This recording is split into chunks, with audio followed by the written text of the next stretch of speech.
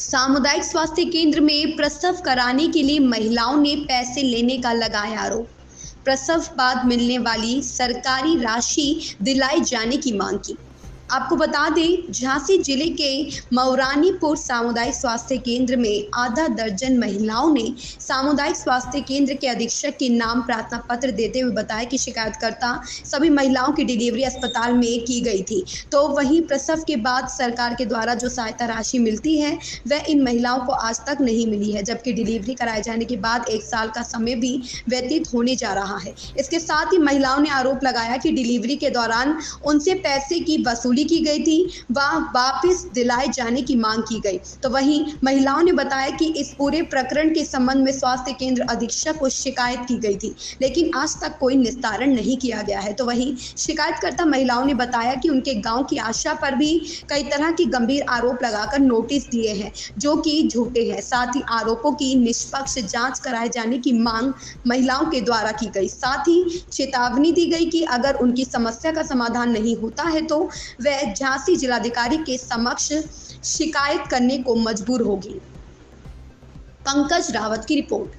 क्या नाम है आपको? मेरा नाम अर्चना आशा है, मैं ग्राम टकटोली से हूँ। क्या परेशानी है, क्या समस्या? मुझे ये समस्या है, मुझे अधीक्षक साहब से कोई समस्या नहीं है, बल्कि अधीक्षक साहब और बीसीपीएम पांडे द्वारा मुझ पर इल्ज़ाम लगाया गया है कि मैं लाभार्थियों से अवैध वसूली करती हूँ, जो कि ये सरासर गलत है। आपने इसकी शिकायत की कहीं पर? हाँ, मैंने इसकी शिकायत की साहब से, मैंने सवाल का जवाब मांगा है इससे। मैं सर ये आपने शिकायत की, किसने इसका जवाब चाहिए?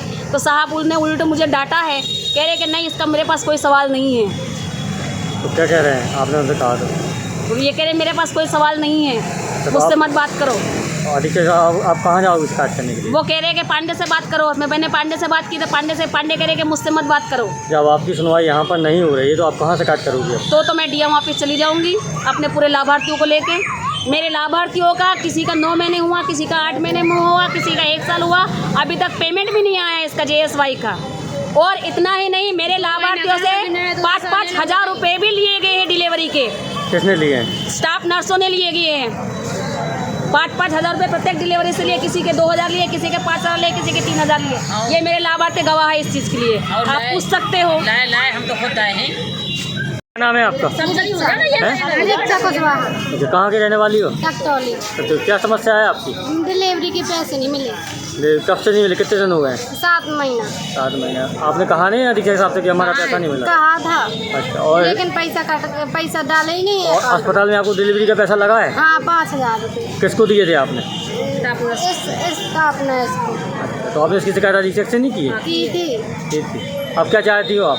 पैसा मिलना बस, यही नहीं आ चाहते। और हमारे आशा को क्या नाम है आपका? अर्चना। कहाँ के रहने वाली हो? टकटोली। क्या समस्या है आपकी? हमारी ये समस्या है, डिलीवरी के पैसे नहीं आए। और डिलीवरी जब हुई, जब स्टाफ नर्स ने 3,000 रुपया दिए थे। कब से पैसा नहीं आया आपका? 2.5 महीना हो गए। आपसे स्टाफ नर्स ने पैसा लिए तो आपने किसी से शिकायत नहीं की इसकी? की थी। क्या कह रहे थे वो? वो कह रही यहाँ कुछ नहीं हो सकता। अब आप क्या चाहती हो? हम ये चाहते हैं कि पैसा आए और ना चाहते, और हमारी आशा के ऊपर झूठा इल्ज़ाम लगाया जा रहा है। क्या इल्ज़ाम लगाया है आशा के ऊपर? आशा ने अवैध वसूली की है। तो आप जब इन्होंने आपसे कहा कि स्टाफ ने पैसा लिया है तो आपने कोई समस्या का समाधान नहीं किया? समस्या का समाधान किया है। हमसे बोल दिया जाता है कि पैसे अधीक्षक साहब स्वयं लेते हैं, तो हम क्या करें?